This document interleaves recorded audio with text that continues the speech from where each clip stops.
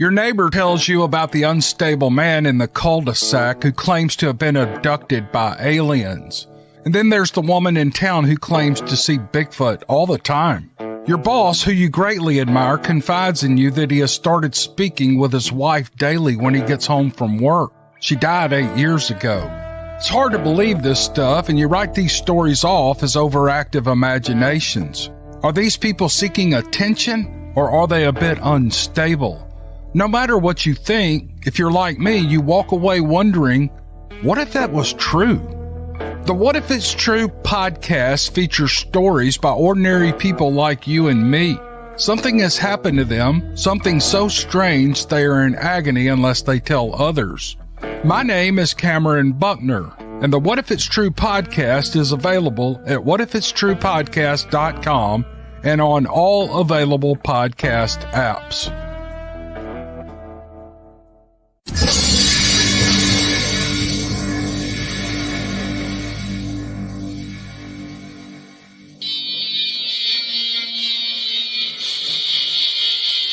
Welcome to Beast TV.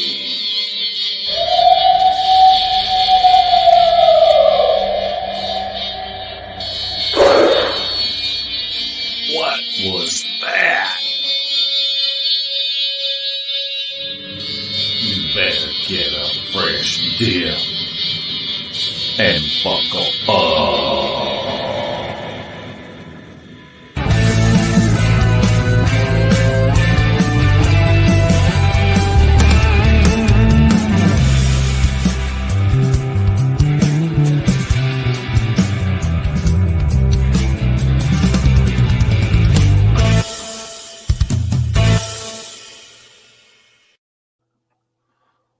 Welcome to Beast TV.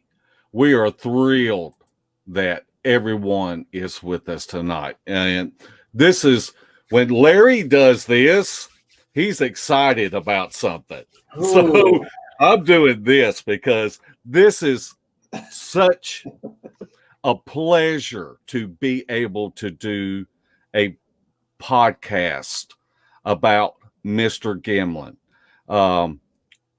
We love him so much and everything that he has contributed to this community. And we're just so excited to be able to talk to people that know him, talk to other people and talk about the influence that they have had because of him.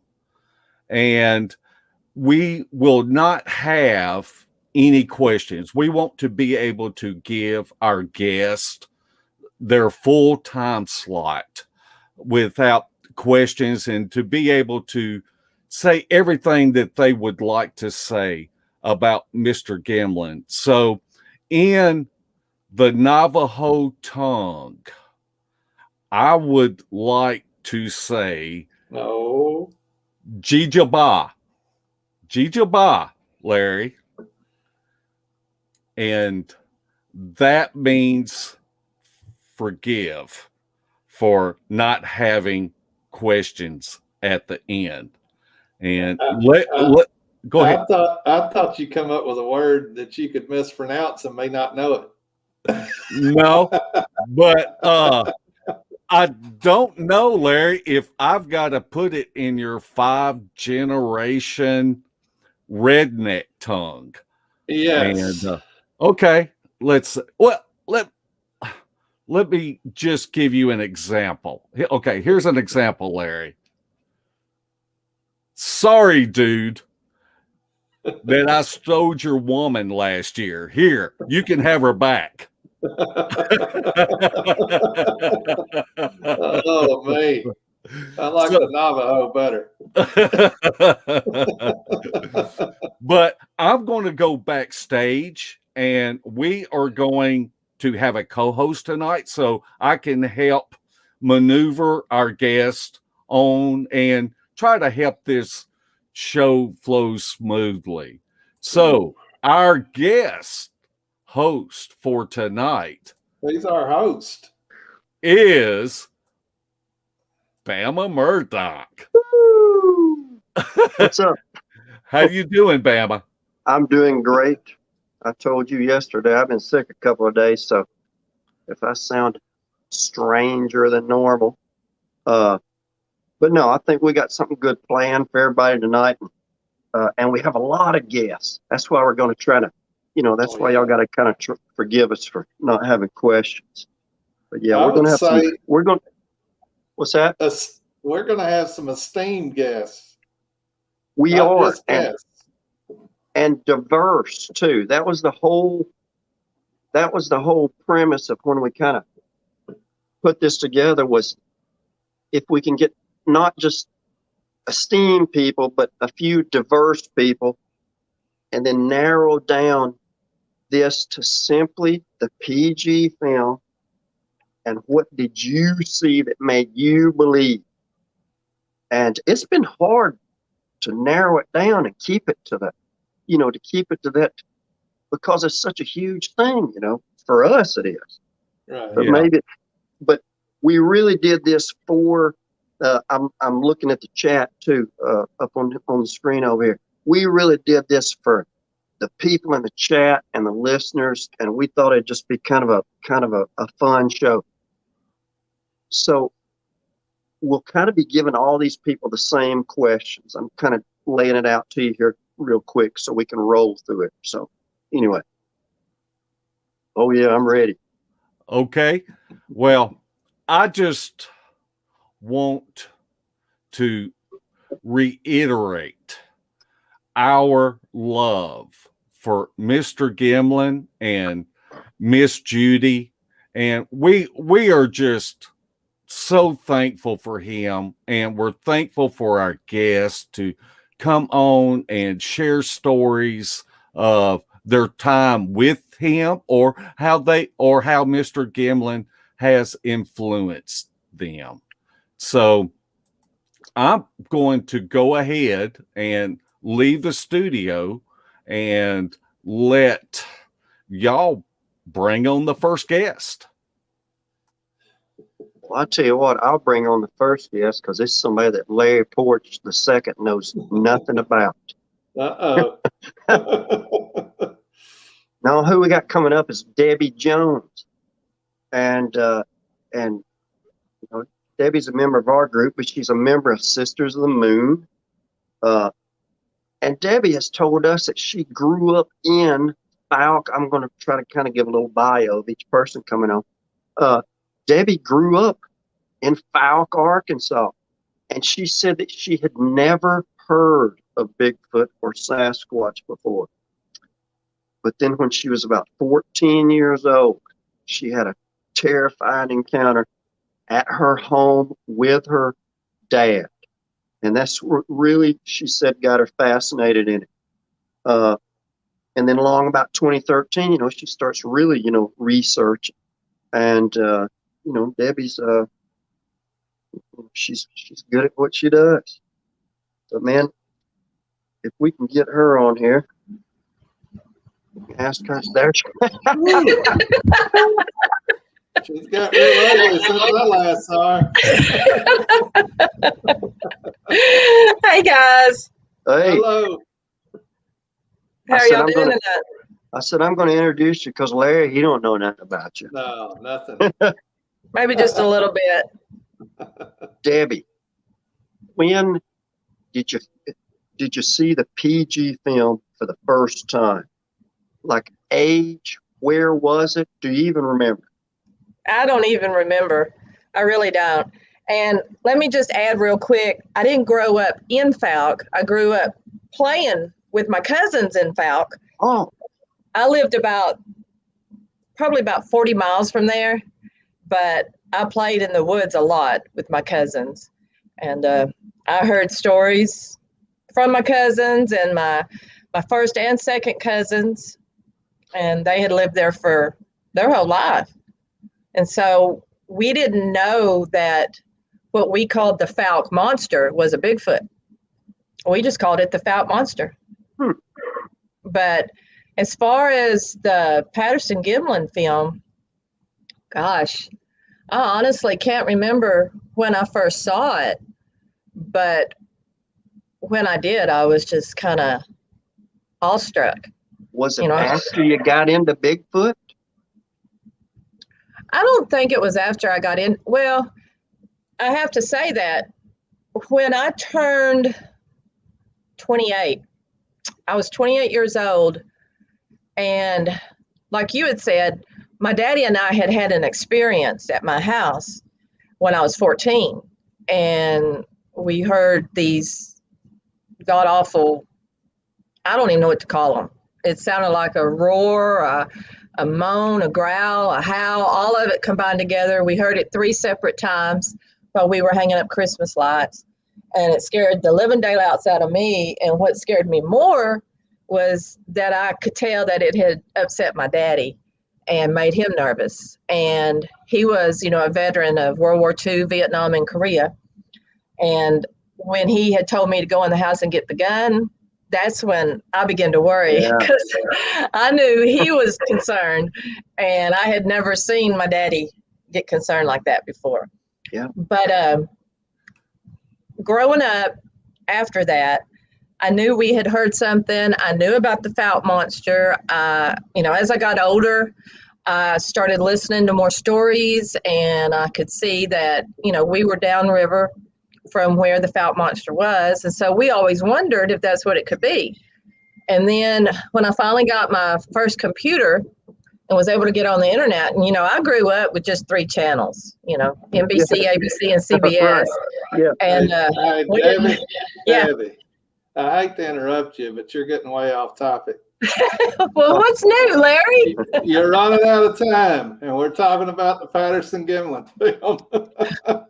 Well, I never knew what that was until I got a laptop, or a computer rather, and that's when I first saw it. And here's the magic question that I'm going to ask to everybody. And you've seen, God, there's no telling how many times you've watched it, like the rest of us. The original shaky, grainy versions of it, the stabilized ones.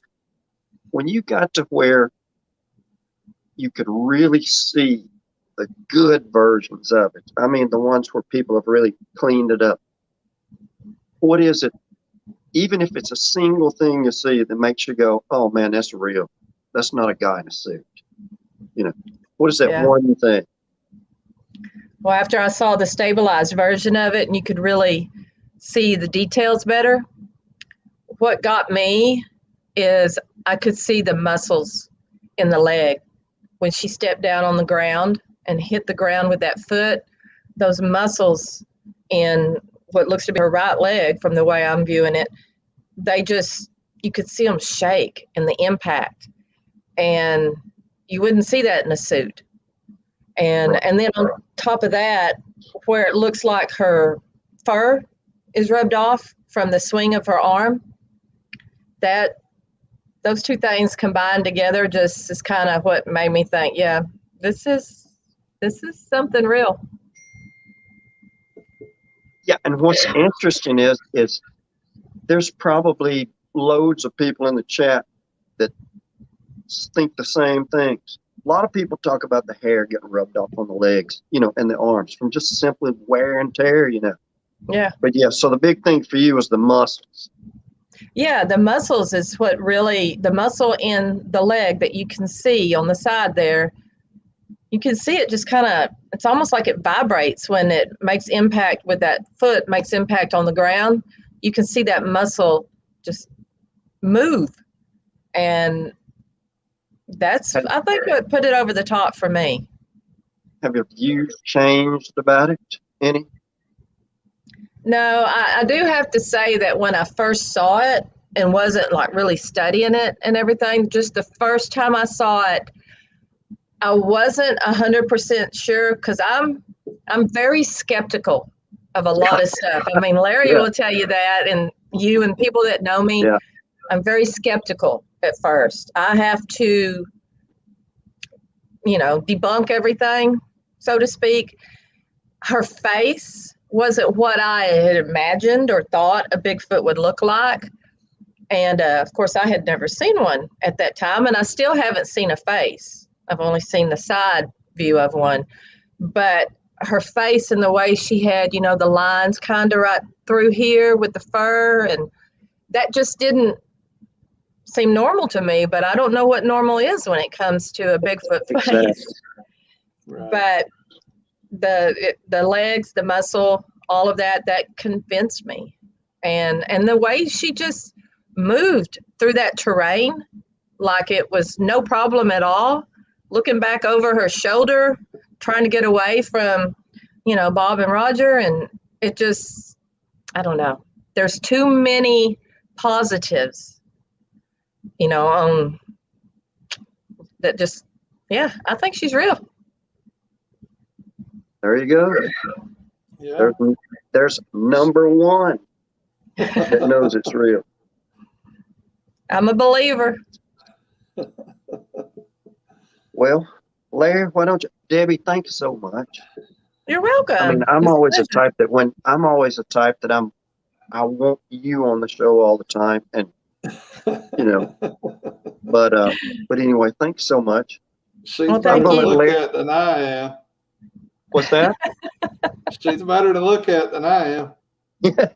Tell me about it. Well, thanks, y'all. See you later. Debbie. Bye. Bye. Have fun. Love y'all.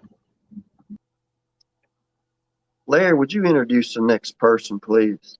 Next up, we have Matt from Central Florida Bigfoot. He is a known photographer that his input on this subject will be pretty diverse and technically sound, I would say here, because I know he's been studying the film.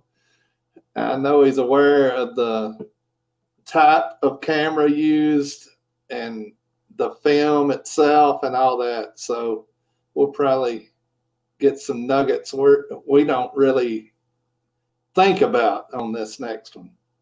So let's bring up Matt from Central Florida Bigfoot.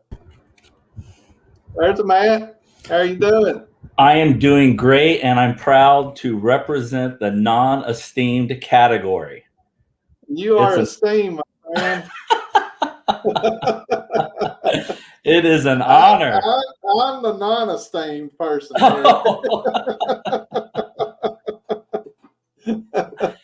Oh, my goodness. So, what was your first viewing of the Patterson Gimlin film? Now you're making me give away my age. Like Debbie, I'm pretty sure I saw it, because it was everywhere when, that first year. So that would have put me at 7 years old. So I don't remember specifically if it was on the news. If it was, I don't know when. I was actually looking today because I remember the Tonight Show. I remember the Merv Griffin show. I don't remember if those are 5-10 years later. I couldn't tell you, but I do remember seeing it at an early age, and I would have been, in the 7 to 8, 9 years old. I remember just totally being, holy cow, is this real? What is that? Right. I'm the youngest of 6, so I'm trying to get my other brothers and sisters, hey, what's this? And they're listening to the Beatles Blue album, 67 to 70. They're out back shooting pool and hitting the beer taps at a young age. And other than that, we were just all into roller skating. So I couldn't catch anyone's attention really, but I just remember it, the size, the slowness, I wasn't even a photographer then. Right. It was about 2 years later, my brother gave me a camera and I started literally self-teaching myself photography using the bathroom from, midnight to 7 a.m. and working that all out. But it was literally, how cool is that? Is it real kind of response? Right. Yeah. It caught my attention. Then I got into Loch Ness and everything else. I was all over the place. So later, after you got into photography and you understood more about it, what stood out about the film to you as a photographer that would make it real? Well, the fact that it couldn't be debunked, the fact that it has stood the test of time. Like I said, a couple years later, I was into photography. And I was always seeing the clips come up in different films and documentaries that people were seeing. I would get back into it. I would look at it again. I remember it's been around for a decade then, and then another decade to go by. And then I said, oh, there it is again. Someone's talking about it. Oh, now there's researchers and seekers. And oh, wow, this is cool. 20 years? And now here we are at 50. The same stuff's going on. And, I get knee surgery and start playing around YouTube. And what pops up is Bigfoot. And I'm going, is that still going? 5 decades later. So, that was really what's it for me. And then I got hooked, and then I started looking at it, and then I just started seeing, why is everything blurry? Why is Patterson Gimlin the only, I said gimbal. Yeah. You got photography on the brain there. Oh my gosh. They needed a gimbal.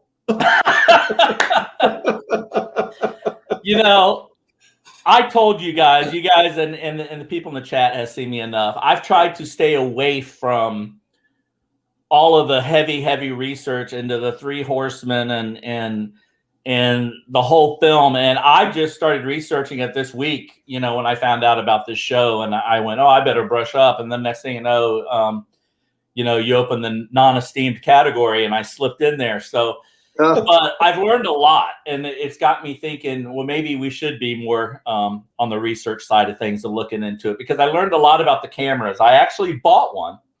I researched it enough and read the report here, downloaded the whole document here of Meldrum's and Munn's analysis integrity of the Patterson Gimlin film. Incredible document. Absolutely incredible, because in college at USF, I took I was originally a film major, and I wanted to do special effects, but I took a class from a German guy, and he didn't like special effects. He was all documentary. And I said, I don't want to do documentary. And I bailed out of film and went photojournalism. But that report brought me back to sensitometry and photometrics. It's a really well-written report. The film is solid. There is no question after reading that. Everything popped in my head, from how the camera works and how still frame works in relation to shutter speed, and why there's a blur or why it appears blurry when it's not blurry. People don't understand that. A well written document, if anybody has not read that. This is exactly why we wanted him on the show. Yeah. It's for this reason right here. Someone who's a photographer, someone who's a photojournalist. And here's my question, because I tried to come up with a question that would be just for you. Drink. Let's suppose that you were one of those uber photography nerds, but yet you were off in the basement somewhere, and somebody brought you this stabilized film and handed it to you. And they said, I shot this piece of footage, and I want you to look at it. Would you be able to look at that and go, man, that's not a person in a suit. That's a real, creature going across there? That's my question for you. After the last 2 days of really looking at it and going back to the camera and then going back to the film and going back to the camera and watching different breakdowns of it, I'm more, I was and I was worried about this, because I'm 70%, I believe, and 30% still skeptical. It would not surprise me if a suit turned up. I wouldn't think nothing of it. Trust me. I would say something, because something is bothering me about it. And that's that 30% skeptical. And I tried to articulate it in the researching, and there's a couple things that bother me. I heard the stories about getting off the horse and stumbling with the camera and all this stuff. And I thought I was onto something, because I really, really thought I figured out something that somebody missed. And I was like going, nobody's caught this. And what I'm having trouble with now is I'm more up to 80, 90% that it's real over the last 2 days. Because of the skin and how the hair and the coat is and the muscles, and listen to Meldrum talk about the muscles. I also watched another breakdown by MK, I think it was. I thought his breakdown was pretty good. It made me see things a little different But the paper, I keep coming back to this document. There's some things about cameras that I knew and was told. Like, I used to shoot with a Sony A7, which is a cinematic camera, and it shoots 24 frames a second. This film camera that they were using, the K100, is either 16 or 18 frames a second. There seems to be some hiccup on what exactly it was set on, and that people back in the day modified it. But what people don't know about film is when you're down to 16 frames a second, your shutter speed, usually in filmmaking, is double what that is. So if you're shooting 16 frames a second, your shutter speed is 1/32. That's still a real slow shutter speed, guys. It's not what you would go out shooting a Bigfoot with. And this came up on Steve Cole's show, and he asked me about an image that's out there of a real tight shot of a Bigfoot. And we looked at the metadata, and it was shot at a 60th of a second. Well, any photographer would know that you don't shoot, or would not go shoot, Bigfoot at a 30th or a 60th of a second on manual. I mean, that's like almost impossible. But here's what gets me about the Patterson Gimlin film that still causes me a little problem. Okay, I understand at 16 frames a second, or 16 frames per second, basically 1/30th of a shutter speed, you're going to get blur. So when people think the film's blurry, it's not. I was one, as a photographer, professional photographer, thought it was slightly blurry, but I didn't realize there's 5 different documentations of copies. All the copies look slightly different, but when you get to the frame that everyone sees of the look back and how sharp that is, it's pretty amazing. And the document also points out over 400 frames are sharp compared to over the 900 plus shot.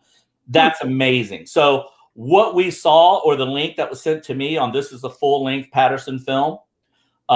That's what, 3 minutes, I think it was. I think it's something like that, two minutes or something. Supposedly B-roll, and this happens at the end. That's on YouTube. That looks soft. And then I realized, wait a minute, that's a projection on a wall or on a screen, and someone's shooting it. And you're losing quality after quality after quality. So I doubt 10% of the people out there has actually seen the dupes, or the enlargement dupes, that 4x5 that Mrs. Gimlin has. And I worked at a professional photo lab too. I kind of buried the lead on that. But we did production dupes from 35 millimeter up to 4x5 all the time. And I never understood why. I never understood why we were giving professional photographers 4x5 dupes. This paper explains it. It's basically an exact duplicate of the original. So the film is legit. What this document doesn't prove is that it's not a man in a suit. Right.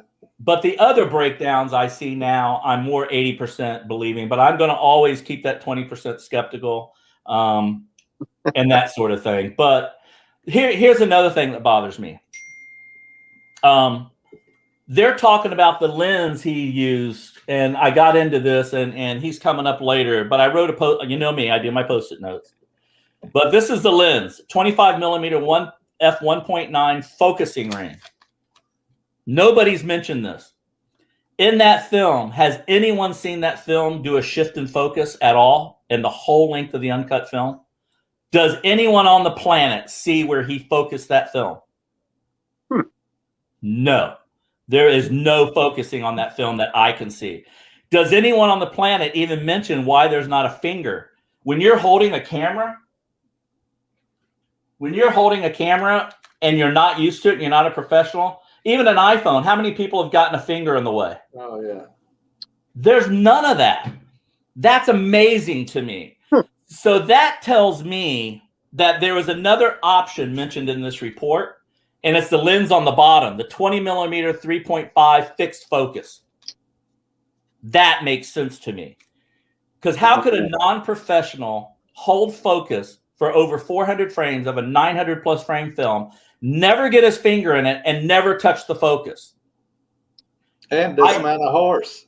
I think the camera may have switched lenses, and that's mentioned in the report, that it could be this other lens. So I'm looking at stuff like that. That would make sense to me, how a non-professional could get that footage. Because that's what bothered me before, is that something bothered me. I didn't know what it was. And I think it's the fact that there's no real bloopers of the human interacting or screw up of a finger, a thumb, a shift. Oh, even me today with 35 years media experience, I take my night vision out and what am I doing? I'm chasing focus. Yeah. Why was he not chasing focus? Did he have the wherewithal to know that if you set that camera at a certain focus, that the depth of field, you would never have to touch the focus? Now that is possible, but I don't think Patterson knew that. Right. So anyway, that's my breakdown. I'm still a skeptic. I love the film. I liked getting into it. Man, I can't thank you guys enough to having me on. Well, we appreciate you coming on. And I appreciate you really. Thank you so much. Because when I spoke to Mark about this, I said, I really want someone that isn't just a photographer, but I mean really knows, their business. And you were the first one that popped up. So I really appreciate you taking your time and coming on. Yep. Thank you. I appreciate it. Larry, I want you to introduce the next person also. And this person really doesn't even need any introduction at all. No, sir. He's been seen on TV shows, at conferences. He's written books, all kinds of stuff. We've had him on previously, Mr. Thomas Stenberg, and he knows Mr. Gimlin personally and has talked to him recently. So his insight's going to be more inside info than any of us that could ever imagine to get. So Let's welcome Mr. Thomas to the show. Thomas Stenberg. How you guys doing tonight? Hey. Great. Thanks for coming on. No problem. Okay, I really enjoyed what Matt had to say in the last. And I think I can answer some of his questions. This is the camera Roger Patterson used that day, October 20th, 1967, a Cine Kodak K100. Okay? And he's absolutely right about the lens. It is a 25 millimeter 1.9 fixed lens. Roger, now, what Core and I heard, there is a spot on the bottom for a wooden trigger handle.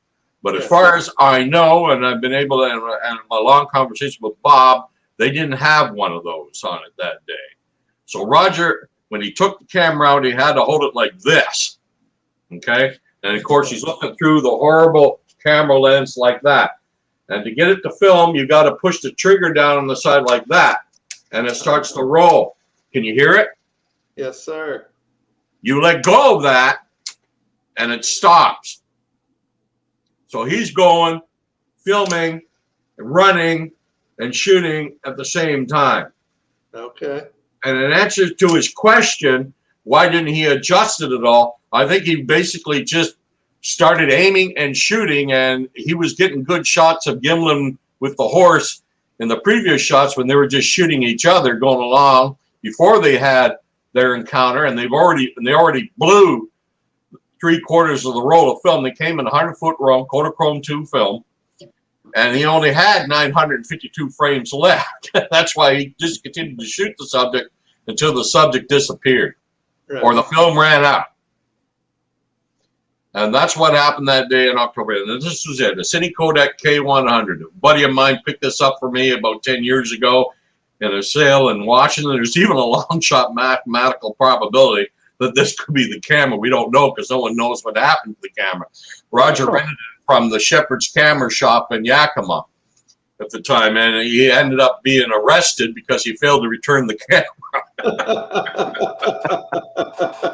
Oh, wow. Yeah. But what convinces me more than anything was the line of footprints that we're seeing that the creature had left behind after they filmed it. Now, Roger did put a second roll in and filmed shots of the trackway, and you could see them in the ground. And Roger and Bob, Roger being Roger, he just cast 2 prints that day. And these are copies of them right here. These are the 2 footprints that Roger Patterson cast of the creature that day in October 20, 1967. And he picked the clearest, most distinct ones that he could see, the ones closer, like when they first encountered her. Now, later on, Bob Titmus went down there and cast 10 of the tracks in succession. And he cast this one. It's known as the Laverty track. It's the one you see with the stick on the side, and probably the best example of a mid-tarsal break I have ever seen. Yeah. The simple facts are that the foot that made this track is the same foot that made this track 14 steps earlier. And look how much variance there is in them. Yeah. You know, a lot of people say, oh, if it was Wallace's fakes or anything like that, they'd all be cookie cutter, and that is true. So unless they went and changed their stompers every couple of feet, and if you looked at the second roll of film of the footprints in the ground, there's such variance in them. I wish some of those had been cast.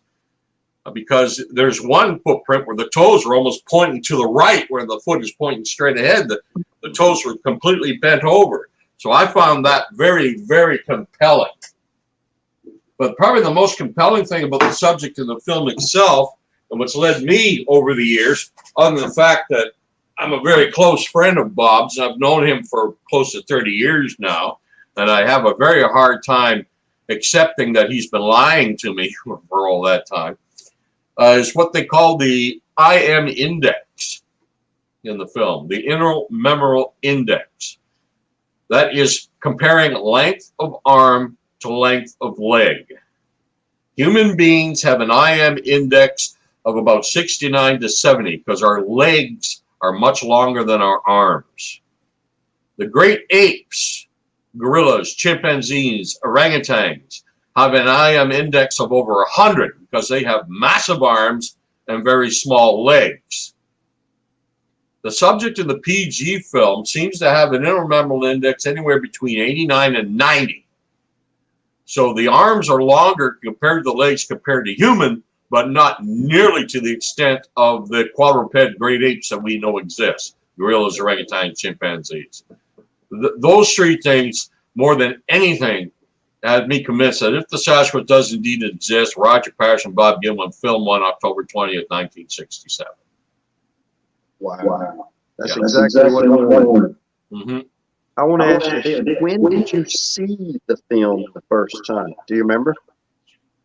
The first time I heard of it was when they came up to do a presentation at the University of British Columbia, and they were showing the film at a hotel in downtown Vancouver, and both Roger and Bob were guests on the Jack Webster radio program at the time. That's when I first learned of the film's existence. That was later on in 1967. I think the first time I saw the film myself, there used to be a popular television show in North America in the late 1960s called You Asked For It. People would write in on subjects and they would cover those subjects. And someone wrote in about this. And I think that's the first time I saw the film. And they actually, as I recall, showed the complete second roll of the tracks in because they still had it in their possession. That's probably the first time I ever saw it. But the best version I ever saw was I was a close friend of John Green, and John Green and Rennie Dana, and they both had a first-generation copy of the film.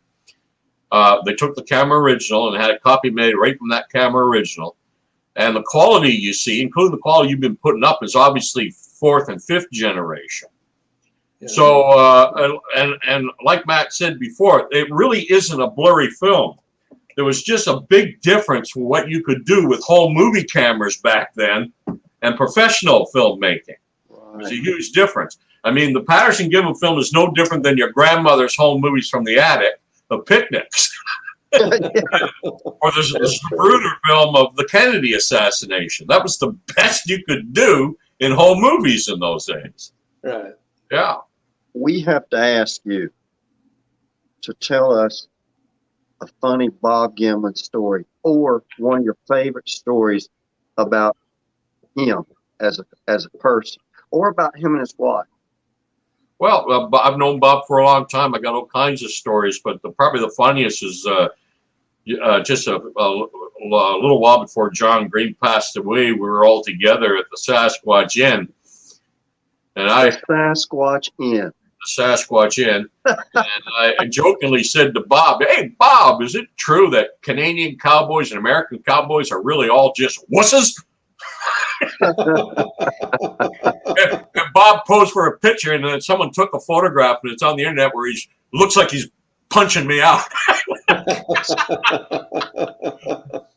which would be an understandable Bob Gimlin reaction to such a stupid question. Yeah.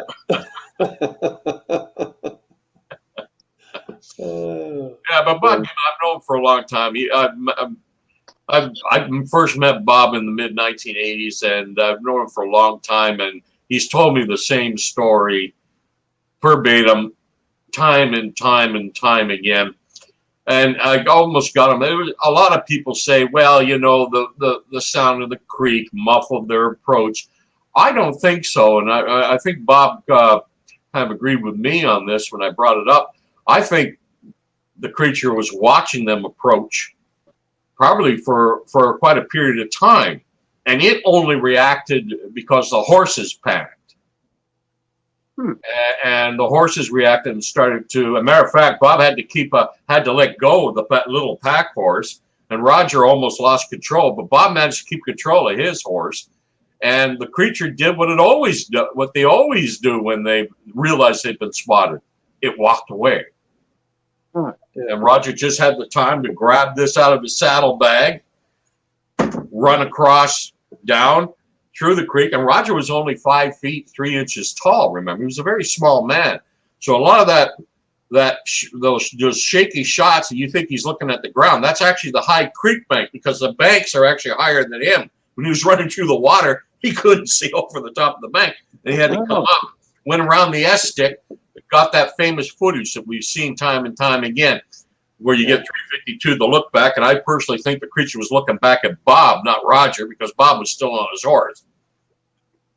And Roger actually changed his position at that point. When they lost sight of the creature temporarily, when he put that island of wood debris between itself or herself and the cameraman, they lost sight of it, and Roger shifted his position. He walked right up to that log that you see in 352, and he was either standing on it or straddling on it when you shot the remainder of that roll of film of her walking away.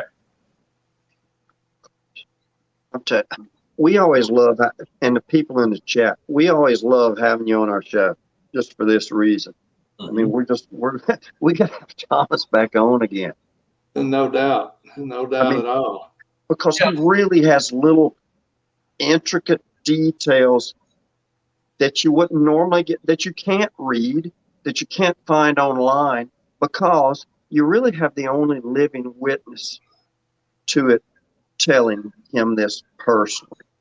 Right. So, but anyway. And a lot of things the critics say is they don't know where the film was developed. Well, I'm 90% for sure I can tell you it was filmed at the Ford Motion Picture Lab at 306 Fairview Avenue, Seattle. I can even give you the phone number if you like. The reason I know that is a late friend of mine, Bill Miller, went down there because before Bill Miller was ever involved in Sasquatch research, he was one of the leading authorities on the so-called Kennedy assassination. He was going down there to try and get 8mm Kodachrome tube film so he could do comparisons in Dallas to the Zapruder film. And somehow the subject of Bigfoot came up and said, oh, yeah, we developed that here. We showed it on the wall. Wow. And he said, do you remember? Well, the first guy who got the film developed was a businessman, Al Diatley.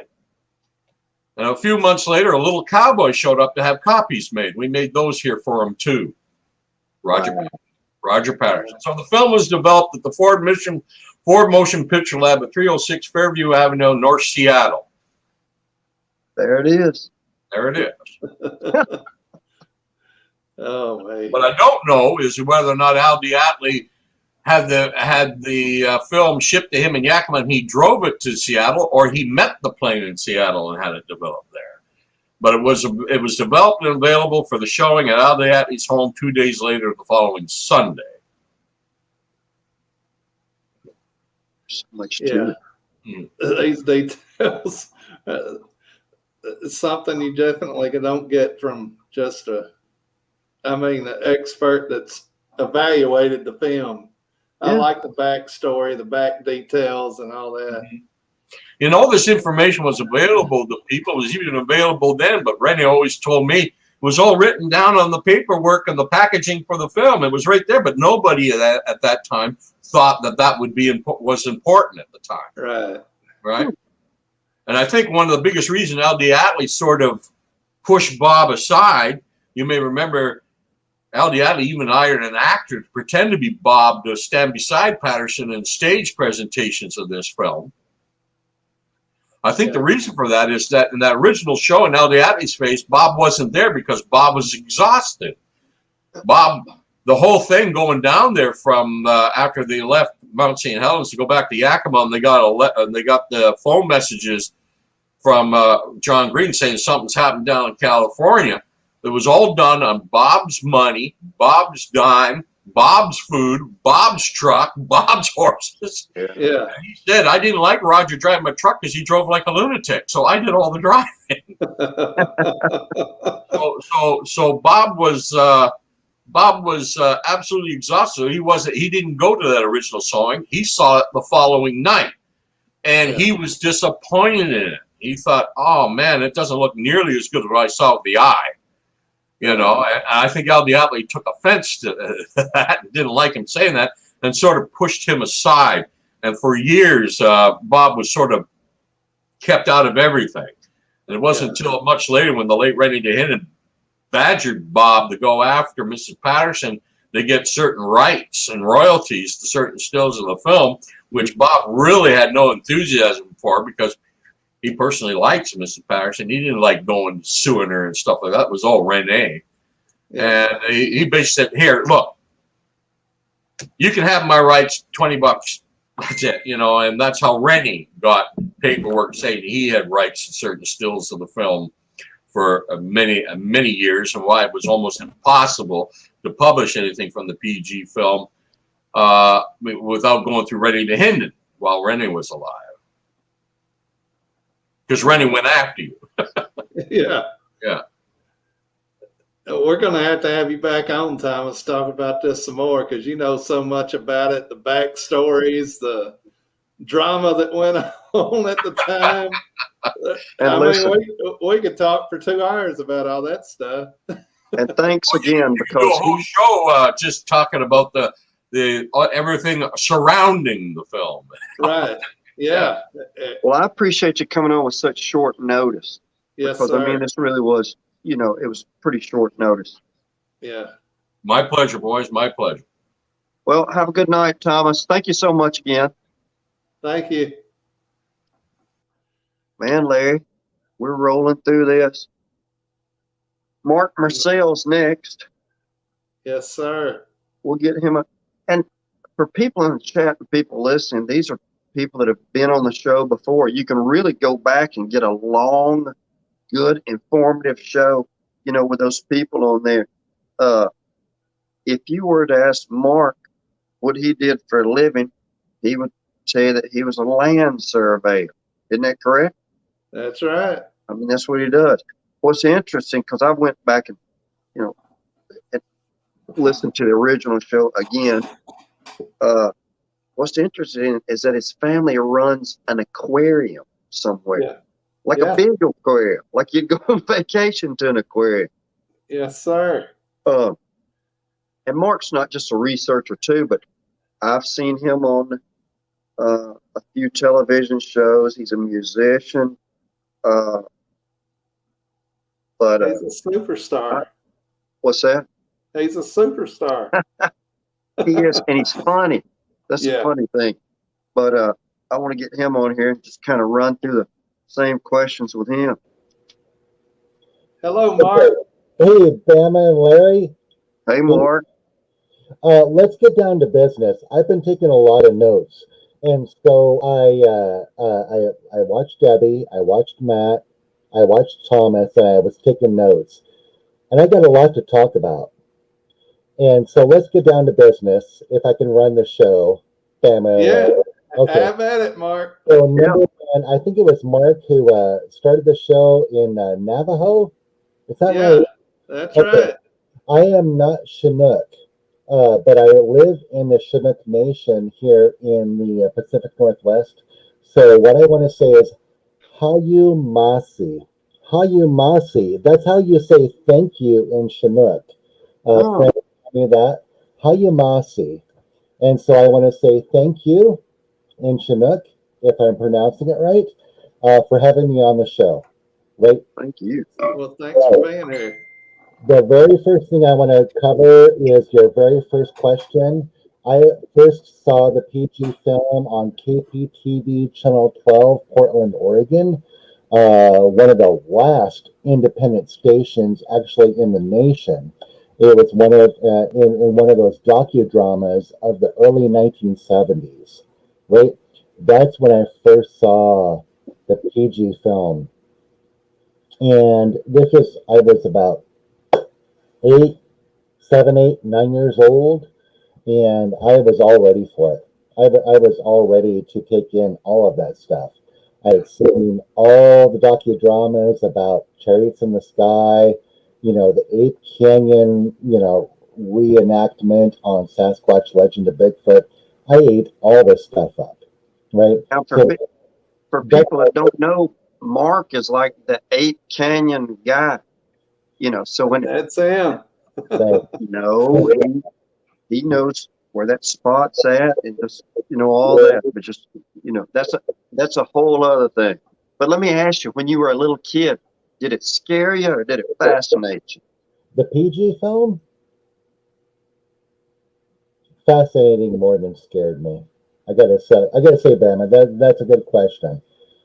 Fascinated me more. It didn't scare me. What I talked about Sasquatch Legend of Bigfoot, where these shadowy creatures and their recreation are throwing boulders, that scared the hell out of me, man. Yeah. Golly, it's been for a very long time. But I have a bunch of stuff, the notes that I've been taking during this podcast. I want to talk about some stuff, if I can.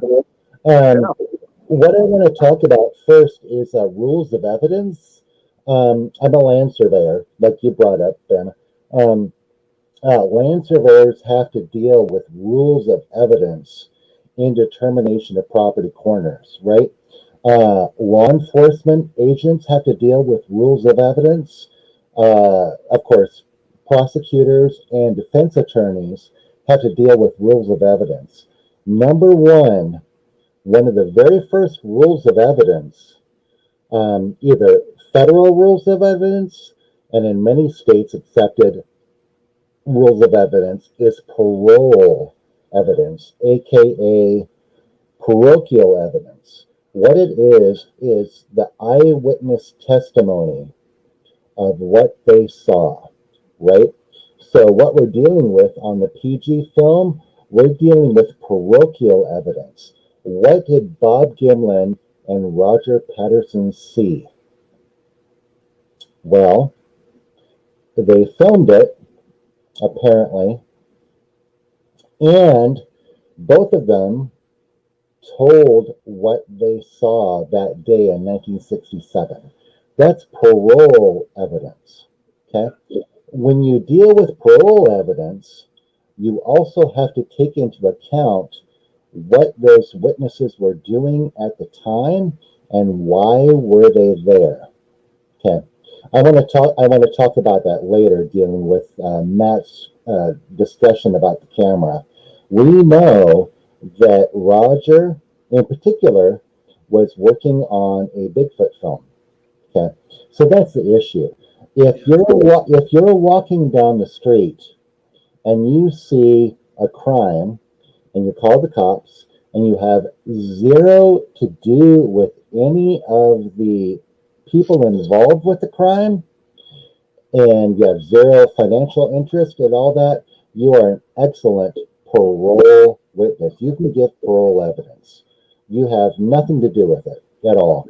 So that's an excellent point. So now we have to deal with the fact that Roger was intentionally working on a Bigfoot film. Okay? And he'd been working on it for a number of years. He was wanting to make a film about Bigfoot. From what I understand, talking with Bob, about 1962 or so, about 4 or 5 years before the PG film, right? So it doesn't matter to me personally, in my belief, in my heart, that Roger was trying to work on a Bigfoot film at the time when they had this incident in 1967.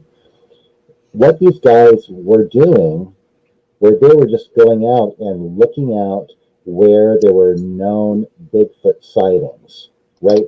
Because this is not very far from the Jerry Crew incident. So these guys have direct evidence, parole evidence, and film evidence. Okay, so Roger is trying to make a film, and Roger and Bob just stumble across this creature up there on the creek. Does that negate what they saw? Does that negate the evidence that they saw? No. Someone's going out to look for the Titanic, or someone is going out to look for Ape Canyon, and they happen to be successful, right? They happen to find it. Does that negate their findings? No. Just because they're trying to find it and they're successful, does that negate their findings for the rules of evidence? No, it does not. It does not negate their findings. Here's the other issue about the rules of evidence that we have to like talk about.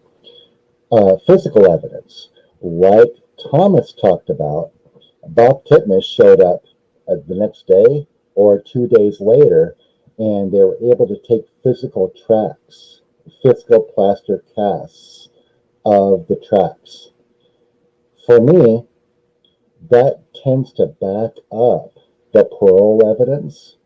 And if you take in consideration the film, the physical evidence of the film that was taken at that day, that is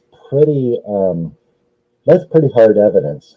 Like Debbie said in my notes earlier tonight, there are too many positives, right? So the thing is about evidence, there is, let's say there's a crime. Let's say there's a crime, a murder or a robbery, and some guy shows up. Okay, there's a robbery, or there's a bank robbery, and like within 4 hours, some guy shows up and he says, I did it. And he shows up at the police station, I did it. And I'm guilty. Do the cops take him in right away and string him up and put him away for jail for 50 years? No, they do not. When someone shows up and they say, I'm guilty, the cops say, okay, exactly how did you commit this crime? Because there are too many false confessions. There are too many bad confessions, and the cops need to make sure, and the DA needs to make sure that they really did what they said that they did. Okay, so you robbed the bank. How did you do it? Well, I went in there with my finger and I said, stick them up, give me all your money. No, that's not how it works, right? And so for someone to say that the PG film is falsified and it's a hoax, okay, if it's a hoax, how was the hoax done?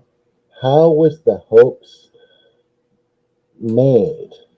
And so if there is a deathbed confession from Roger Patterson, which I don't believe, I've talked to Bob, I believe Bob. The hoax, no one has come up with a good hoax theory about how they did it. If it's a confession of a hoax, I don't believe it's a hoax, because no one has been able to explain a decent hoaxing theory for a confession for a hoax, right? Right. So the other thing I got to say to back up a couple of other things, Matt pointed out the finger in the film, right in the camera lens. Again, I want to reiterate that Roger and Bob, from what I understand, they went up to Ape Canyon around 1961 or 1962. That Bob explained to me. So they had been working on a Bigfoot film for at least 4 or 5 years prior to the PG film. So with that, Matt, I got to say, I either whether it was Roger or Bob running the camera, I think at that point these guys were probably experienced at running a camera at that point in 1967. Let's see. The other thing I wanted to point out is that the original print of the PG film has been found with the work of John Kirk III. He found it, and it's from what I understand from John, it's actually owned down in Florida by a private party. John said that the original print is in poor shape and cannot be restored. But I kind of disbelieve that any piece of film can be restored, in my opinion. So anyway, maybe not the last thing I want to say, unless you guys have any questions. As a full disclaimer, I'm a member of the Olympic Project, and there's another member of the Olympic Project, not me, a super young guy named Isaac Tan, if I'm pronouncing his last name right. And as far as film stabilization of the PG film, I'm not really sure if I'm allowed to talk about this, but Isaac is working on stabilization of another stabilization of the PG film.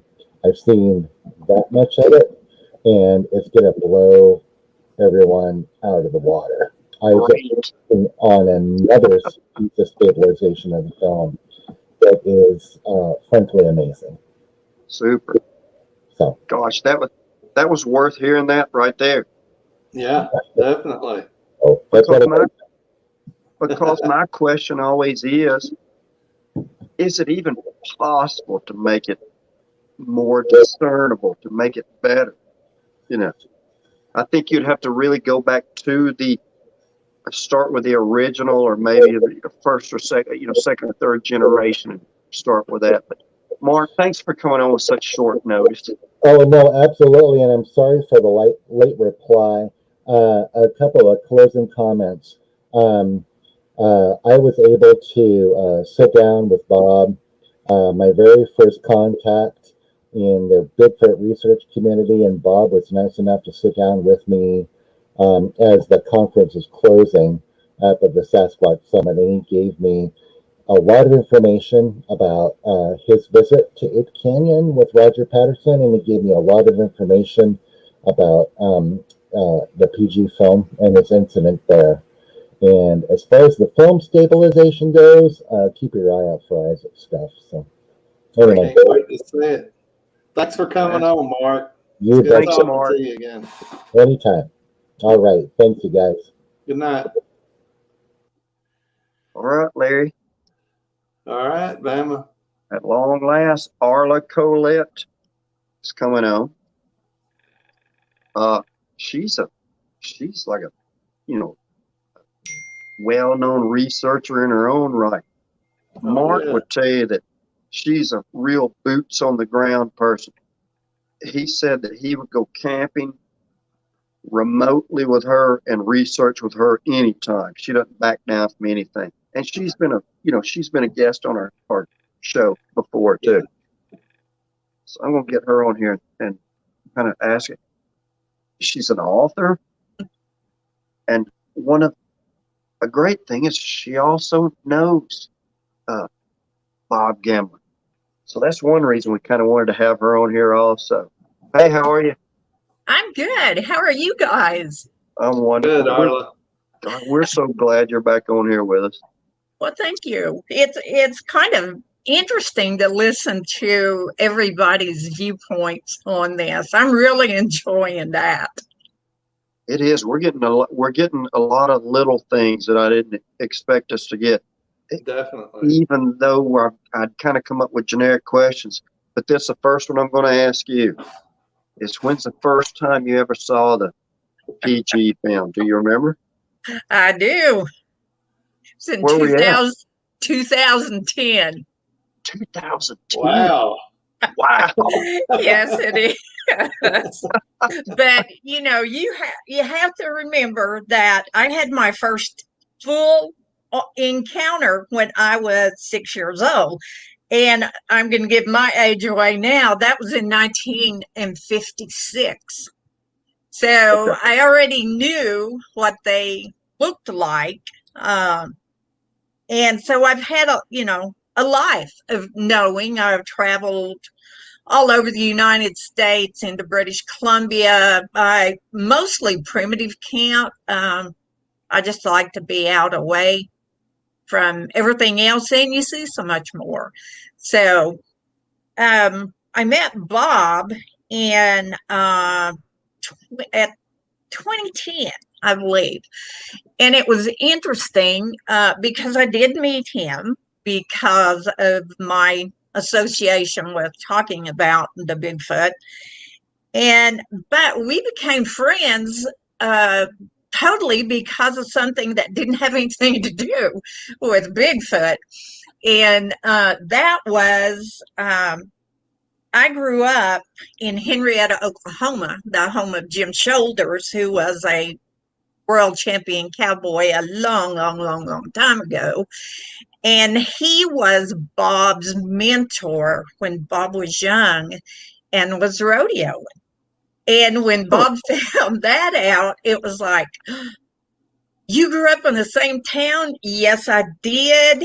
Jim and Sharon were family friends. I spent a lot of time in their home and at the ranch, and I do them, very well. And so that kind of sealed the deal with Bob because, we had that in common. Jim really mentored him and helped Bob when Bob was younger. But we talked a lot about what he saw and what happened, and even how it affected him through the years. We've had him at gatherings that I've done. I think in 2016 we did a gathering in Georgia, and we took him to the museum, Bigfoot Expedition, and that's actually where I met Mark. So we spent the time camping, other than when we were at the museum, and just sitting around talking. And I don't think through the years that I've ever met anybody who has had the opportunity to meet Bob and talk with Bob that doesn't say, this is an honest man. This is a man who doesn't even really stretch the truth. This is how it is, and this is how it happened.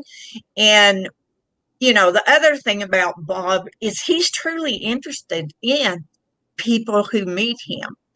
For those of you who've met him, he makes you feel comfortable and like, you're important, and he's always known you. He's just gonna, be somebody that you just immediately trust. Yeah. So you already knew him before you saw the film? Basically, yeah. Okay. That's something. So you knowing him as a person, you never really had a chance to scrutinize the film that much. Well, I can tell you this. From what I know them to be, to look like, to move, everything else, when you're watching Patty, that's what you're watching. Okay. Yeah. And that comes from my own experience of seeing them. So that's not just, I looked at the hair, I looked at the how they moved, how they did everything. It's what I know to be. So actually it was just, That's what this is. That's what this is. So, because really the way I kind of look at it is, for somebody like you that has had close encounters with them over the years, lots of times, you see lots of the things that people film and put online nowadays, people in costumes, and it's so ridiculous. And you're right. It uses the way something moves that really keys you on to the fact that that's a really, poor costume a person has or something. right. That's why I wanted to ask you that, because you really feel monkey wrench into the way I was going to go with this. I'm known for that. Because you've seen them from a young age, but then you also probably know Bob Gimlin before you ever get to see the film also. So Yeah. that really probably limited the way that you were able to look at that, maybe. Or maybe you're able to see things with more open eyes than we are. When I look at it, just everything, the fluid movement that she does, how she looks back, I've seen those things. And so when I looked at the film, and I've seen a lot of different ones, the MK's done, that Bill Munns has done, that several people have done. And, I look at the same things everybody else does. I'm not, just because I've seen them, doesn't mean that, my word's going to be any better than anybody else's. It just means that when I do look at something, I have to view it through what I know. Right. And so when I saw it, I didn't have a doubt. I knew it wouldn't have made any difference, what Bob said or didn't say at that time, because I didn't know Bob for a long time at the point that I saw it. So I still looked at it. I had people all the time send me pictures and, all kinds of stuff and videos. And what do you think about this? What do you think about that? And I just tell them, hey, anybody can make anything look like anything now. Right. That wasn't so possible when that Patterson Gimlin was taken. And so, you've got a totally different era of using film to prove or disprove something, I guess. Yeah. Wow, that's exactly what I was looking for. Let me ask you this, Arla. Taking Bob out of the equation and just looking at the video, is there anything about the video that is suspect to you? Is suspect? That don't look right. Well, forget the whole backstory, just the video. Not really. I mean, from what I've seen, they're all not exactly alike. But when I look at the things that I know personally, arm length, legs, movement, the stride, how they move, I would have to look at it and say, yeah, that's what I've seen. So I can't really say there's anything that jumps out and creates a suspicion for me. But, if there was, I would definitely speak up about it. I wouldn't have a problem. I'd go straight to Bob and I'd say, Bob, what's going on here? What is this, And he would tell me that. So, that's the thing I know about Bob. Anything you ask Bob, he's going to tell you the truth.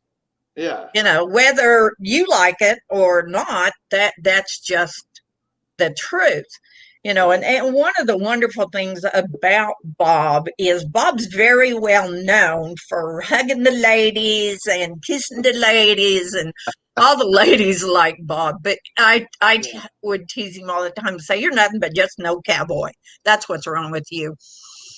So the thing with Bob is in our friendship, he has told me so many stories about him and Judy from the time they first got together. And he still, when we talk about Judy, he calls her his little redhead. And of course, she doesn't have red hair anymore. Yeah. But, he's a man of honor, I do believe, even though he is a cowboy. So, Well, some cowboys, I'm sure, are men of honor. yeah, I would think so. Oh, yeah, definitely. You can tell from his interviews and everything else that he's got a genuine personality and a genuine heart. So, Yeah, he does. I tell you what, Mark would be mad at me if I didn't ask you, what's uh-oh. a funny Bob Gimlin story, even if it's Oh, a story he's told you. oh my gosh. Don't get yourself in trouble. I won't, because most of anything Bob's done, Judy knows. So, Yeah. and the funny thing is, I used to tell Bob all the time, "You're the only man that makes me wish I was 20 years older." So, he's a good guy. Like I said, we, spent time camping and things together.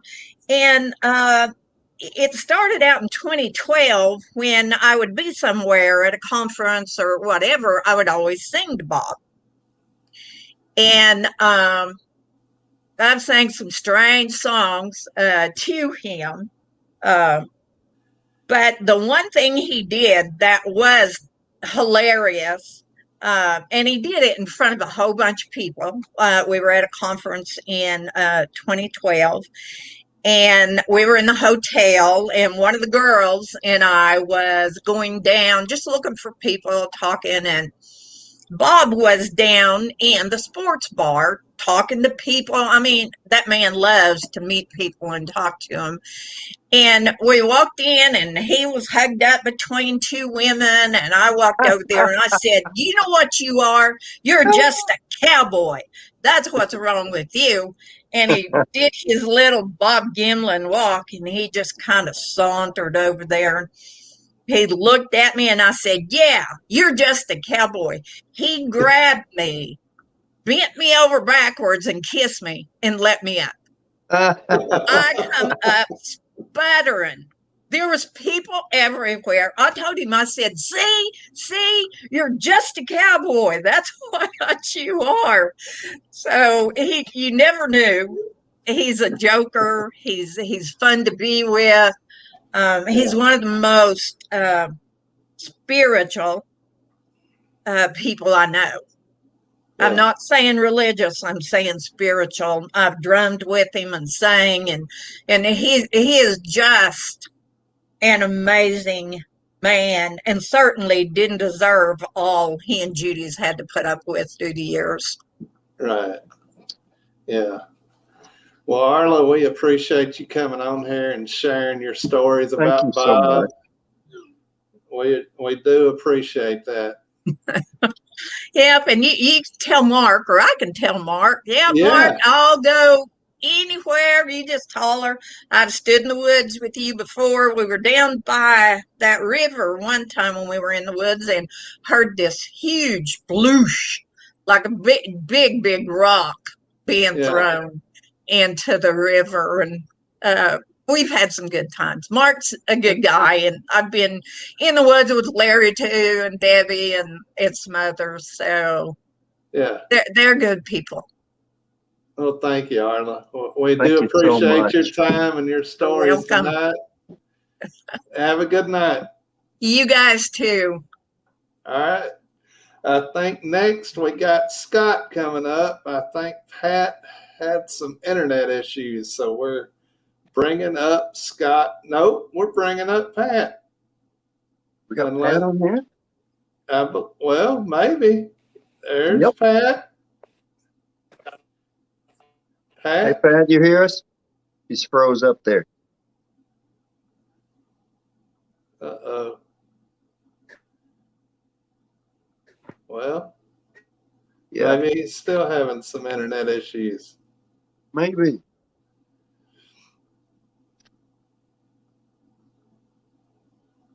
I was having to do the same thing a minute ago.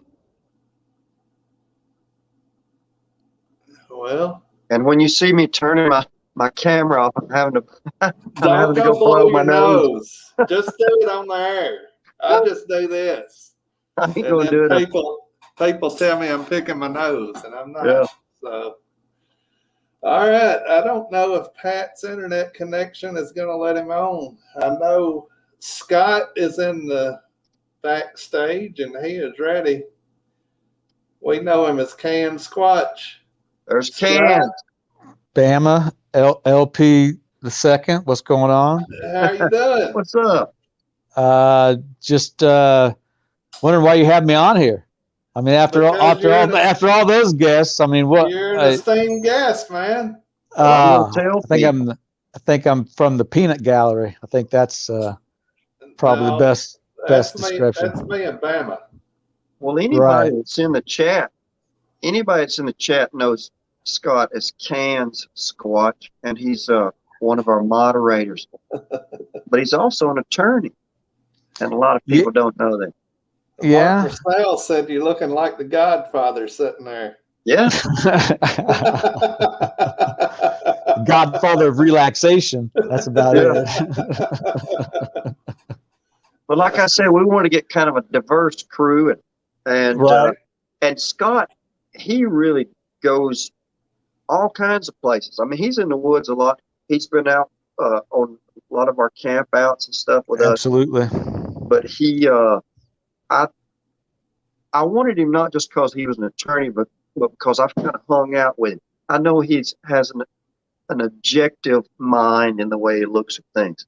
So when we're talking about just the PG film, when's the first time you saw it? I think it must have been probably. I was trying to think about that today. I mean, it was either. I think I saw it at the movie theaters, so it was the full deal. You know, the whole clip that you guys were running there for a while. Yeah. I couldn't have been more than 7 or 8. I think probably second grade. That'd be about right. And I was with like my best friend. He got me into Bigfoot and UFOs, Loch Ness Monster, all of that. And so we went along to the theater, and it was probably that Monsters, Myths, and Men, something like that. It was one of those where, and they played that.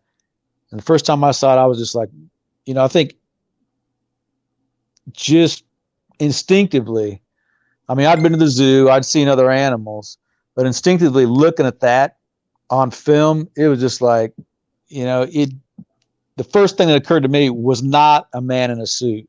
It was like, I think instinctively, kind of in my DNA, it just was like, man, that doesn't look right. That's kind of what I remember at probably 7 or 8 years old, kind of just probably jaw dropping and just kind of going, that just doesn't look right. And, my friend had, told me all about it. I'd been reading books about, Bigfoot and encounters out in the Pacific Northwest. And I'd heard of probably heard of that. And then I was seeing it. So it wasn't like I was surprised. And I'd already had kind of a belief that, they probably existed. I don't know why. I just kind of had that belief. And then I think even later on, I saw it on In Search Of. And I think my dad was sitting there watching it with me. And I was kind of looked at him and I go, "You think that's real?" And I think he told me it was like probably a guy in a suit. And I think he just told me that just because he didn't want me to be like, aware of that or scared of it, because because after I see all those matinee movies where they recreated all of those encounters. Yeah. I mean, I freaked out when I saw Planet of the Apes. Like I was like ran screaming out of the theater crying. My parents looked at me like, what's wrong with this kid? And I was just like crying, bawling. So my dad had to he was like, I gotta, so he took me out of the theater, like drove me home. Then he went back and watched the movie because it's like down the street. But yeah. So when I saw the recreations in some of those movies, where I saw the same matinee that had the Patterson Gimlin film there, that scared me. to the point of where even living in the suburbs and stuff like that, like I'd be afraid to like go outside and like put the trash out. And we had this huge picture window that was like right in the TV room. And so no curtains on it. And it's like our backyard. It's super dark. And I just remember all those, because that was like the dramatic part of those recreations. It was always like people was hearing stuff hitting their house, or they hear screams outside, and they'd go up, and it was totally lit in the studio. And they'd go up to the window, they'd rip back the curtains, and there would be this freaking Bigfoot, and just be like, ah, just like screaming. And as all the kids would be like freaking out. And I was just like, oh my God, And my friend was just like totally into it. So he was just like enthralled, but I was just like, oh my God, So I was like scared probably until, probably I was like 10 or 11, a couple more years freaking out about that, thinking every time it was dark or every time the window was there, I'd be Bigfoot. And I was living in the middle, the suburbs, but that's kind of how. Did you stay into it though? Or did you kind of have a gap? No, there was a huge gap. I mean, Okay. after that, I mean, it was just kind of like solidified as a kid. And, just to me, I was just kind of like, no, that's probably real. And then on some Boy Scout camping trip up to the Boundary Waters in Minnesota when I was probably, 12 or 13, we were up there, and I remember being back in part of these woods where the latrine was, and way far away from our camp. We were like, no motorized boats. We were freaking out there, and we had a group of about, 8 or 10 of us that were camping on this island. You had a canoe too, no motorized boats or anything. We didn't see anybody out there. And so I'm, using John, I'm leaving, and I just get this weird feeling of like something doesn't feel right. I just like burst off running. Didn't hear anything, didn't see anything. That's just me. Ran back to our campsite. And then like the next day or something, one of these guys that was sleeping in my tent with me, he was like, oh man, did you hear that big rabbit running through the woods? Like it was, making thumping sounds. So that's the only, that kind of got me back into it. So then, fast forward to now, looking at like the other night I said I had kind of a weird feeling about the way, Patty's butt looked. And, going back and look at the original film that you guys had played, you sent me the link, compared to what I had been looking at recently, which was a lot of the the stabilized and, Right. Analyzed and lightened and all these different effects put on it. I think that kind of degrades what you're looking at. I mean, in some ways it highlights a lot of different things in detail you can see, but also taken away from like the original image, it's a little different too. So even when you look back at the original, like Matt was explaining earlier about, even then you're going to get something that's kind of like not perfect. So even looking at the original now, you kind of look at the butt, and there's some things that are kind of blurry that would be blob squatchy in the background, So, but so fast forward to now, the things that kind of, I'm still convinced that that's a Bigfoot.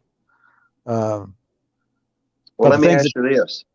If you were only able to take a little short snippet of that film, even able to use a stabilized version of it, how would you argue in court that was real? If you had to convince someone in court 12 jurors with one frame, yeah, or even because there has to be movement. I mean, there at least has to be movement for us to look at. Well, it would have to be something that I've already seen online that kind of explained the gait to where the knee and the heel are brought to a certain angle that doesn't exist in humans, with what I can remember. And I tried to look for that and find it, and I couldn't, but I've seen other films that talk about, humans can't recreate that type of gait anyway. But as far as back to your question, what would be convincing, it had to be something focusing, I think, on the difference between what that film shows and what I just talked about, as far as the way the foot can be brought up to, I think, a higher degree above the knee when walking forward compared to what a human does. Right. And then you make those two comparisons, and I would say that would be, I mean, that's what you try to focus on. I mean, then also in your other arguments that you would make besides just the physical evidence, would be kind of just appealing to people's powers of observation too. As far as if they got a chance to look at that entire film, which is what, I don't know, 3 minutes or so. I mean, I don't know. I think they kind of didn't they run that at one time? I thought they had, like on TV or something, they did that where they tried to convince people. They brought up some evidence like that. Didn't they do that with like Loch Ness and Bigfoot and UFOs? Like they tried to kind of run a kind of a trial along with that. But, you know, I don't know if it's necessarily possible. They have to I can see you in there arguing it though. I can see you in there trying to argue. It'd be about picking the jury too, you know. It wouldn't, you know, you'd want people in there that were open-minded and that, you know, a couple ringers too. And it depends on what standard of proof, you know, as far as what, you know, what you have to, you know, who are you trying to convince? Are you, you know, a majority? You know, that's only 7 out of 12, right? So is that the standard, or is it, you know, where one person that says no, it doesn't exist, you know, which would be, you know, beyond a reasonable doubt standard. Yeah. Where one person would say no, that I'm not convinced, and then that would, you know, you wouldn't win the case. Yeah. But they call it a hung jury. Well, you know, it wouldn't be enough by that standard for sure. But, you know, this is about you know, people's impression of what they see when viewing that film.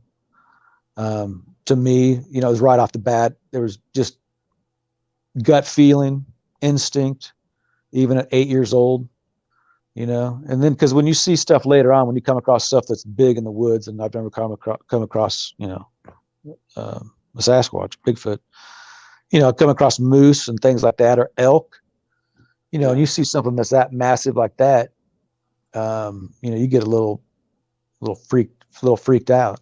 Yeah. So I think instinctually, even then, that sense of awe or wonder when you run into something like that unexpectedly in the woods, you know, kind of trickles down to where even when you see that image on film, to where you're just like, you know that doesn't look right.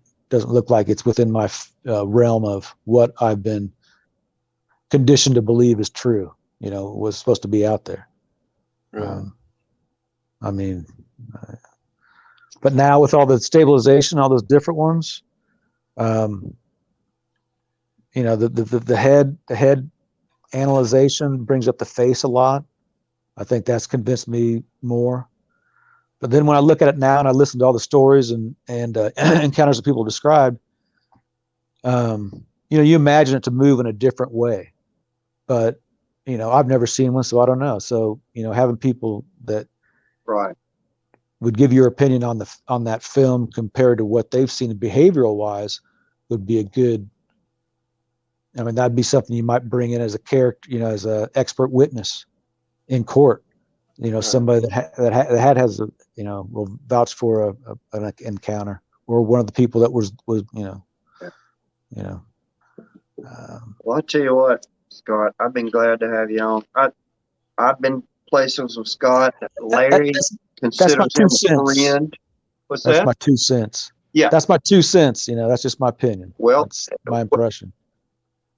We've been out with you and in the field with you, and like I said, we consider you a friend, and we respect your opinion. And if you listen to Scott, there's lots of things that he'll say that aren't opinion, it's fact, because he's a very educated person and a smart person. There's a difference in the two. But we'll get back out in the woods before too long. Absolutely. We'll meet up. Thank you so much for coming by. Thank you guys for having me on. I appreciate your time. Buddy. Great show. Good Did night. we have Mike McSwain? We got Mark Neville. Look at that beard. Mike has had some technical difficulties. Okay. Pat Turner has had some technical difficulties, and Larry Porch had some technical difficulties. yeah, and but we hate it. I would suggest anyone watching that me and Pat talked the other night, and he had some great points to talk about. And I hope that he might put that on his Facebook page. So I would recommend going and checking out his Facebook page and see Mark what he Neville. says. Yes, Larry. I would recommend you read private chat to see what Mark Marcel said, because it's funny. I tell you what, I'm gonna jerk a knot on that Mark Marcel's head. I like Mark. Mark is my kind of people. Yeah, definitely. Now, Bama. Yes, sir. We know because of your background of the way that you can look at evidence and talk about evidence. So we would like for you to give us this opportunity to talk about your thoughts on the Patterson Gimlin film. The tide has turned.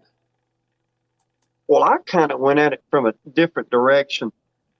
I think I'm kind of like everybody else. When I believed the film, now the first time I saw it, I was sitting in a movie theater with my dad. So, of course, he told me that it was a guy in a suit. And like I said, when you're a kid and your dad, who's a Christian, what he tells you is, is the truth. So I always just kind of wrote it off as that. And over the years, like I said, you see the figure of Patty and frame 352 and all kinds of pop culture and stuff. So it's kind of always, been around.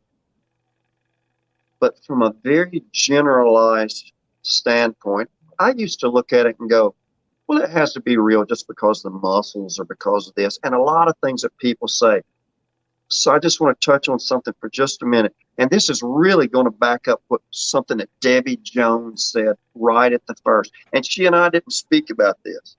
This is, just something. So if you don't mind for just a second, this is what got me thinking about this. And this is actually why I kind of, told Mark about this idea of talking about the film this way. Now, y'all have heard me talk about this before. This is one of my favorite books, and that's Dr. Meldrum's, Sasquatch Legend Meets Science.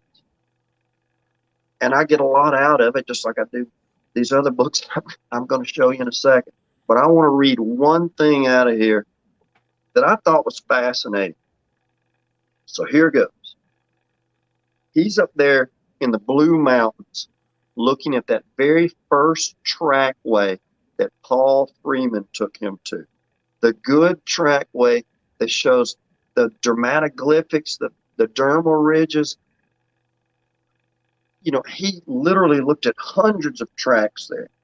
So this is while he was there looking at those tracks and was trying to figure out exactly what this creature was doing due to the way it was moving across this field and stuff. And bear with me, okay? I'll get to it in just a second.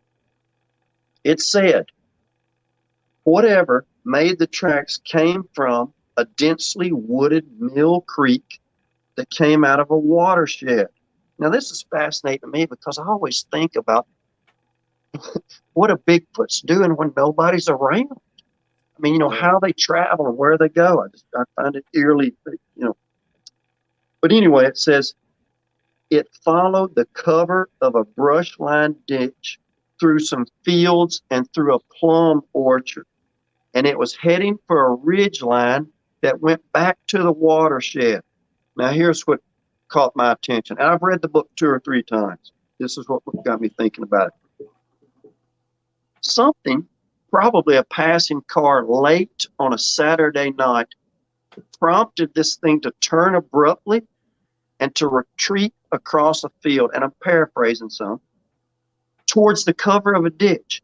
And it picked up its pace as it went. Now, here's what got me reading all my medical journals and personal training journals and stuff like that.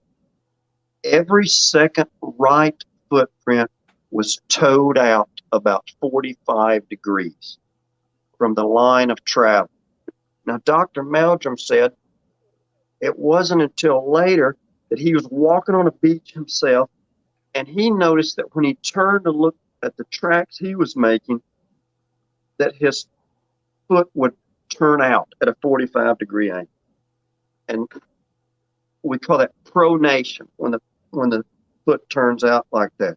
Well, if you think about Patty there, and we'll show the really stabilized short clip in a second, because that's something that I want to look at. When we look at Patty there, she makes that famous frame 352 where there's a head turn, then a body turn. But as Debbie Jones pointed out, if you look very closely, most people look at the face. I can't tell any detail in the face. I don't get anything out of it. If I'm looking at the muscles overall, yes, it's like a real creature. But when the head turn comes and the body turns, you see that right foot impact the ground. And since she's kind of, listen, here's my disclaimer. And I'm only a certified personal trainer, but I actually took the stabilized film and I showed it to the chiropractor, the yoga instructor who gave me books on their anatomy and the muscles and the ligatures and stuff like that in the body, and even somebody that taught kinesiology, which is a study of movements and muscle. Now, I'm OCD, so this is how far I have to go into something if I'm reading a couple of lines in a book. But what fascinated me is, along the same lines that Debbie Jones was talking about, when she takes that step and clears what I think is maybe a big rock, and here she goes through there. When you see that right foot hit the ground, there's actually a muscle there, and I'm going to use some big terminology here. Vastus lateralis. And that's basically a muscle that comes down the side of your leg where your quads are at, and it kind of hooks up there with your knee and runs down. And when the show's over, when everybody has time, and all my homies in the chat, watch this on the YouTube. And here's something else I'll point out too, and then I'll get off my deal here. When she takes that step right there, you really see not just that particular muscle and the tendon that hooks that to it activate, but like Debbie said, if you watch athletes in slow motion, and I mean in super slow motion, simply a heel strike will send a wave up your leg that actually makes all those muscles ripple up through there. The faster a person's running or the heavier a person is, the more it shows that heel strike of what you're doing. So that's simply what I thought was interesting about this, and what I showed to people. I showed this to one person that had never seen it before, which I really thought that was more fascinating than anything else, that someone hadn't seen the Patty film. But that's kind of my 2 cents worth. If I were to, Scott Espinosa, if I took this to court, I think I would key in on 2 or 3 little small details. I can't make out a face. I can't make out any facial features. And that's probably just because of the film or something. And one other thing, I wanted to film this, but I didn't. I was kayaking the other day, and it was really crowded. But there's a couple of sandbars and mud bars I go hit looking for tracks. But I had a guy with me that I went to college with. And I guess Dan, he probably weighs 250 now or something. He's a pretty big old boy. But I had him walk across that mud bar. And the thing about Patty, and some of our guests and I touched on this as to why she turned that way and stuff like that. But when you're walking, just like Scott was pointing out, the particular angle of the feet when they pick up, when you're walking, try to do that body turn with your right leg forward and your body turning to the right. It's an incredibly awkward step to take. And I was trying to get my buddy to take that step naturally, and he was unable to take that step. So that kind of solidified the fact to me that, well, maybe she was whipping around because somebody was taking a rifle out of a scabbard or something because it was covering someone. Those are just my few things that I have to say about it. But I really did. I kind of got into some chiropractors and people that knew a lot about it. Just said, here it is. I mean, look at this part and look at this tiny thing, and what does that do for you? And I think I convinced some people. That's it. It's it. Mark must have went to let the dogs back in. There he is. I can't hear you, Mark, but it's good to see you. I keep saying this. Just the guests we had tonight, some of them know details and stories that I don't think that you would get anywhere else. I agree. I mean, I really believe that. And I always say this is probably one of my favorite books because it covers things logically in a way that you can understand. Yeah. So anyway, there's Bama's 2 cents worth. Well, this has been a great show, and Mark has been a real trooper. He has stayed backstage with us the whole time. Yeah. If you guys can still hear me, can you hear me?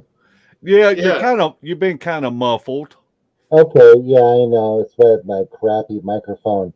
But I gotta say, it's been a tremendous show. This has been my first contact with Thomas Steenberg. And he had some great comments. Bama, I very much enjoyed your diatribe that you just gave. You brought some really good points to the table. You brought some excellent observations to the table. Matt, with his camera work, yes, his points were very, very well taken. But at the very end, I want to go back to the beginning with Debbie. There have been too many positives. That's what Debbie said at the very beginning of the show. There are too many positives. And so that's why I want to reiterate, if you are, if you're going to say, I'm guilty of a crime, how did you do it? If you're going to perpetuate a hoax, how did you do it? If you cannot prove that, there are too many positives concerning the Patterson Gimlin films. Concerning that film, if it's been hoaxed, prove to us in the Bigfoot research community, how did you hoax it? Prove to us at this point, how did you hoax it? There are too many positives, just like Debbie said. Yes, sir. Wow. What a great show this has been. And we want to thank Scott. Yes, sir, Mark. Yes. Thanks, Larry. Bama. Good show. Excellent show. We want to thank Squatchery. Just showed us some love. And it seems like every few years that something's going to pop up that if you cannot debunk the film, then you are going to try to tear down the characterization of Mr. Gimlin. And there was some people talking on another podcast about everything that was coming up. And the one comment that I said, the only comment that I said in the chat room was, have faith in the ones that you have always had faith in. And don't let any kind of distractions deter you from that, because we have had some great guests that have come on to talk about the different perspectives from their viewpoint and their professions. And it's been a positive show. And we always want to send our love out to Mr. Gimlin and Miss Judy. Always, always. And we stand behind them always, because what that family has gone through over the years, most people do not realize. And it's, for me personally, it makes me emotional, and it's devastating to me that people that just want to be backseat drivers and muddy up the water. And there's no doubt in my mind that the footage is legitimate. Bama, do you have any last remarks that you would like to say? Well, I always say this, man. We wouldn't be anything without the chat and the listeners. And I'm sitting here looking at the, thanks to Francesca, everybody's giving us all kinds of compliments. I miss being in the chat a little bit, because it rolls. We have fun in there. And I just want to say hey to all those people, because we kind of put this show together for y'all, and we wanted it to, kind of get some different people's viewpoints. So thanks, everybody. Larry, do you have any final comments? I want to thank Bama for this brainstorm idea and how well it come together. And the great guests that we had on: Mark, Thomas, Arla, Matt, and Bama, Debbie, Scott. I hope I didn't miss anybody. And we tried to have Pat. I miss McSwain and Yeah, Mike.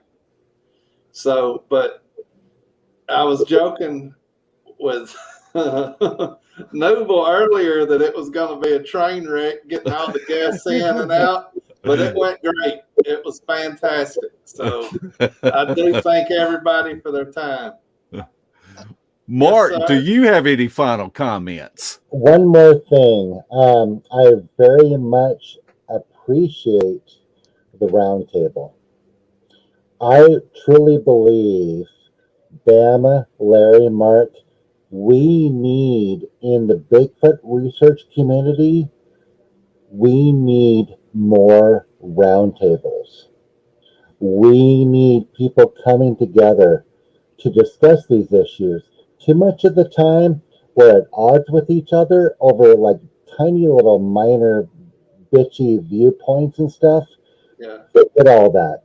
We need the roundtable. And I think that's where you guys made it out superlative tonight, to make the roundtable, to bring other people in.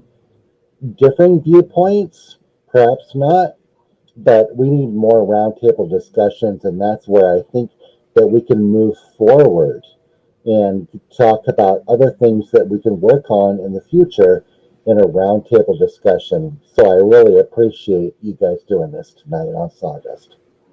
Well, thank you, sir. And what a great way to end this show. And we want to thank everybody for watching.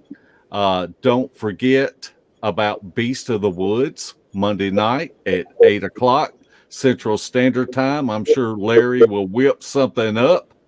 And Yeah. so I'll show up. Yeah, whatever. He got you this time, Larry. It's all good. I can take it. Okay. We want to thank everybody. and we will see you again. Same bat time, same bat channel. Night, night, footers.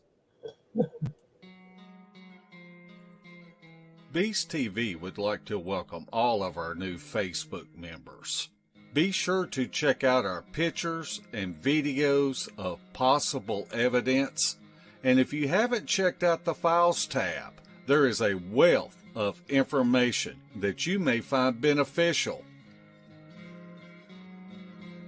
If you would like to support Beast TV, check out our gear.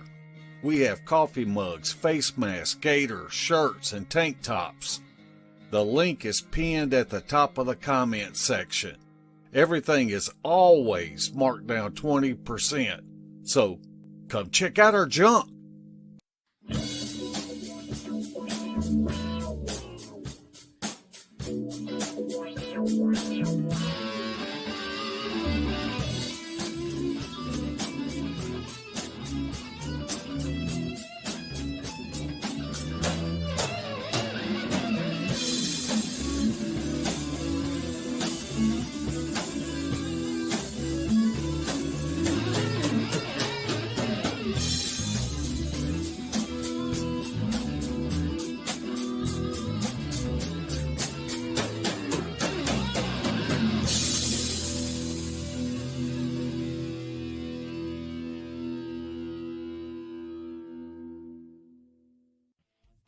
This has been a Sawdust production.